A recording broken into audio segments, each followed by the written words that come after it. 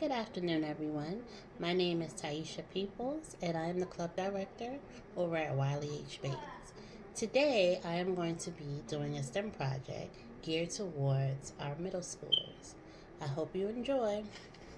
Today's project will be building a bridge using pencils. There are only a few supplies needed: 10 pencils or more if you want to make a bigger bridge.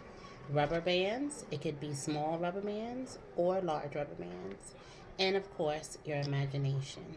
Now, I know you're probably asking, how do we build a bridge with pencils? Pencils are not the sturdiest when they're standing up on their own. So it took a lot of thinking, a lot of designing, a lot of trial and error to figure out how to keep the pencils up to make a bridge. The first thing I had to ask myself is what type of bridge I wanted to make. So, in order to do that, I decided to go online and look at some of the most famous bridges that we have in the world. I used my tablet and I went on a Google search and I found that there's so many different types of bridges. Hopefully you'll be able to see. There are a number of different types of bridges, and as you could tell, they're all very different in structure and color. It's just, I'm sorry guys, technical difficulty. Um, the width of the bridges, how tall the bridges are, the arch of the bridges. There are so many different types. So I use what I saw, and you guys do not have to go on a Google search. You can very well make your own bridge using your imagination. That's kind of what I ended up doing. But I did get a few ideas from some of the bridges that I saw. I saw a few that had arches and they were very tall. So I started with 2 pencils, and I was trying to figure out how I can get the pencils to stand up. So first, of course, like everyone will probably do, I stood them up like this, and they fell right in front of me. So then I said, well, let me use the rubber bands. And I took a rubber band, opened it a little bit, and I kind of made my pencils look kind of like a teepee. Only at the tip though. And I also only used the side of the erasers. I found that trying to make a pencil a little bit more sturdier with um, the other side wasn't doing it. So I decided to start the TP on the eraser side.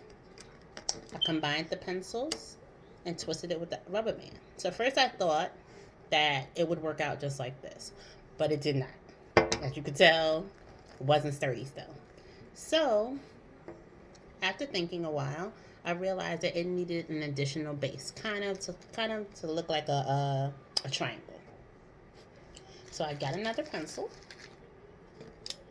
and I used another rubber band, because you should have at least, I'll say 8 to 10 rubber bands, maybe more.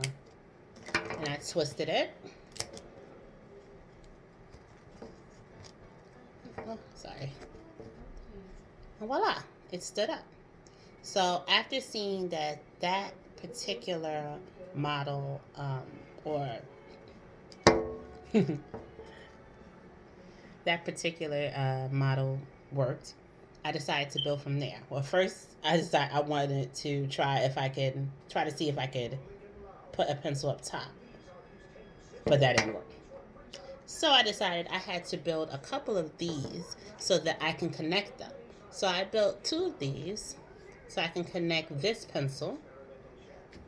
And again, I got another rubber band with another side. So it's kind of like 2 TPs and a top of a bridge. Kind of makes it look like a swing a little bit, but it worked out. I'm going to show you what I did end up doing. I made another base. Kind of looks like an easel.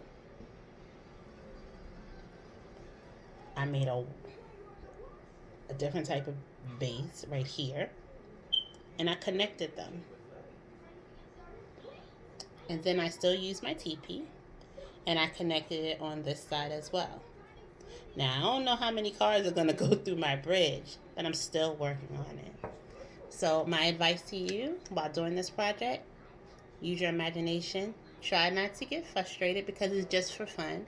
And include your family, your brothers, sisters, parents, grandparents, whoever's in your house during this time.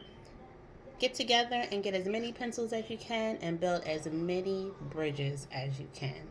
I hope you have fun with this project, and I hope to see all of you very soon.